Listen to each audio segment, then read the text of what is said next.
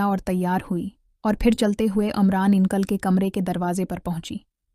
कान लगाकर आवाज़ सुनी तो आवाज़ बिल्कुल भी नहीं आ रही थी। इसका मतलब ये था कि इमरान अंकल के कमरे में कोई नहीं था। मैंने सुख का सांस भरा। फिर मैंने आहिस्ता से दरवाज़ा खटखटाया तो इमरान अंकल ने आकर दरवाज़ा खोला। मैं जैसे अंदर गई तो उसने कंडी लगा दी। मैं जाकर बैठ गई और फिर इमरान अहल भी आए मेरे साथ। बैठ लिए। मैं चुपचाप बैठी थी तो इमरान अंकल ने एक हाथ मेरे कंधे पर रखते हुए कहने लगे, हाँ सारा सुनाओ, खुश होना और मुझसे नाराज़ तो नहीं होना। मैं मुस्कुराने लगी और कहा, मैं खुश हूं और आपसे भला क्यों नाराज़ होंगी। तो उन्होंने कहा, तुम जो दरवाजे पर आकर वापस जाती रही हो इसीलिए पूछ रहा हूं। मैंने कहा, नहीं ऐसी कोई बात नहीं है, मैं बहुत ज़्यादा खुश हूं। फिर इमरान अंकल मेरे बालों में हाथ फेरने लगे और मेरी आंखें बंद होना शुरू हो रही थीं। मैं मदहोश होती जा रही थी। फिर इमरान ने मेरा सब कुछ चाट दिया और फिर उसने भी अपना सब कुछ चाट दिया और फिर उसने खेल शुरू किया। वो आराम आराम से खेल रहा था और तरीके से मैं रही थी, क्योंकि वो था तो उसमें माहिर खिलाड़ी। उसे पता था कि मैं एक कमज़ोर लड़की हूँ। मेरे साथ किस तरह खेलना चाहिए।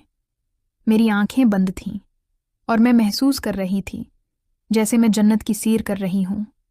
और वाकई में मुझे महसूस हो गया था कि दानियाल से कहीं ज़्यादा ताकतवर है इमरान, क्योंकि वो था ही 40 साल का। और आप तो सोचकर अंदाज़ा लगा लें कि जो 40 साल का बंदा होता है वो कितना तजर्बाकार और कितना ताकतवर, कितना समझदार होता है।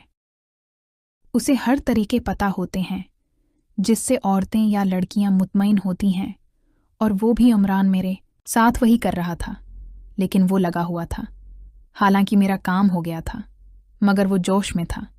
मेरी हालत जहर होती जा रही थी, लेकिन इमरान ज़रा भी मुझ पर तरस नहीं खा रहा था। और बिलाखिर इमरान का काम भी तमाम हो गया और फिर वो भी लेट गया और मैं भी लेटी रही।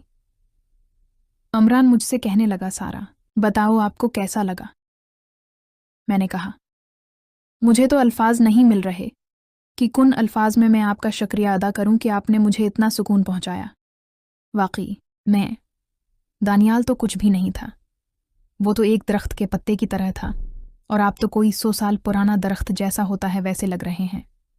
बेअंदाज़ा तो था कि आप मुझे अच्छी तरह खुश करेंगे, लेकिन इतना अंदाज़ा नहीं था कि इस तरीके से खुश करेंगे।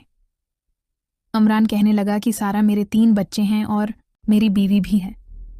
मैं जब भी अपनी बीवी के साथ करता हूँ, हम लोग पहले प्लान बनाकर फिर ये काम करते हैं।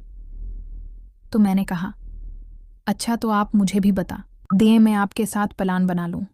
इमरान अंकल कहने लगा, सारा अगर तुम्हारी उम्मी नहीं आती तो तुम मेरे पास आना, फिर पूरा प्लान बनाएंगे और मैं तुम्हें तरीका बताऊंगा कि किस तरह करना है।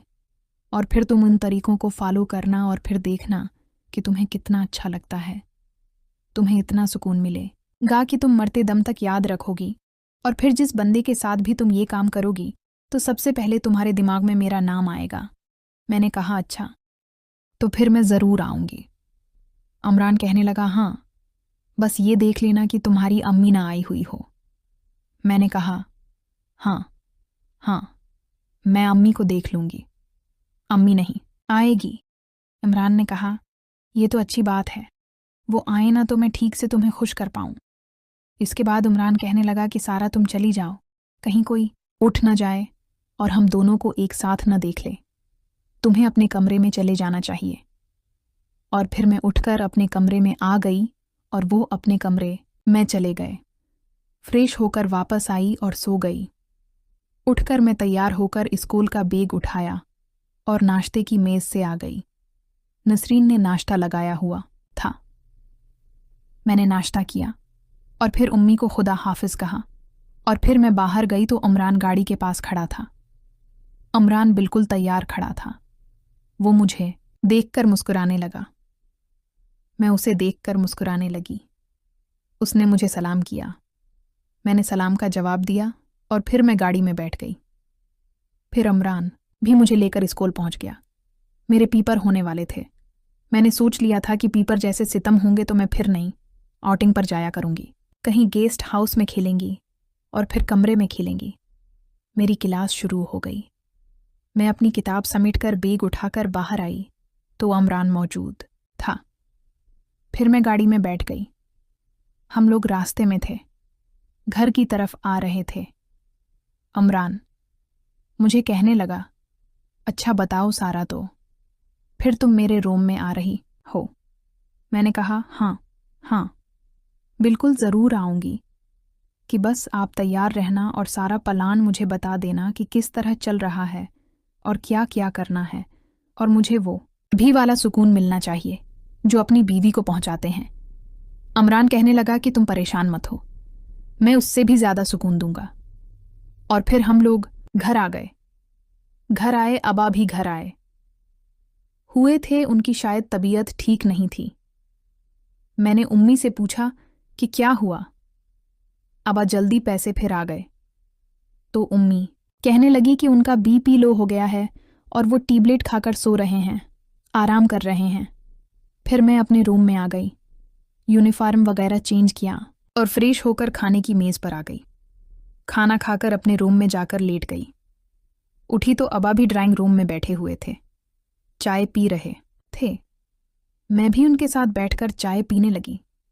फिर मैं अबा के साथ हाल